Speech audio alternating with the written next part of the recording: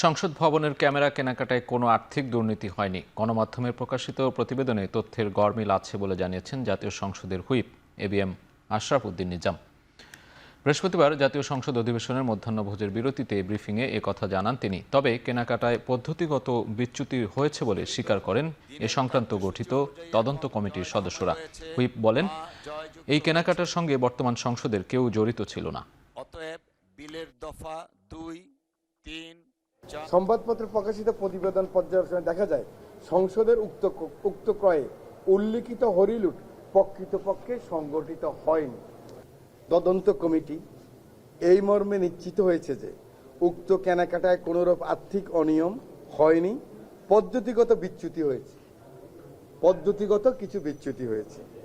তদন্ত কার্যক্রম শেষে কমিটি নিশ্চিত হয়েছে, সরকারি প্রতিষ্ঠানের অনুকূলে অদ্যাবধি কোনরূপ বিল পরিশোধ করা এখনো হয়নি, 1 টাকাও বিল পরিশোধ করা হয়নি।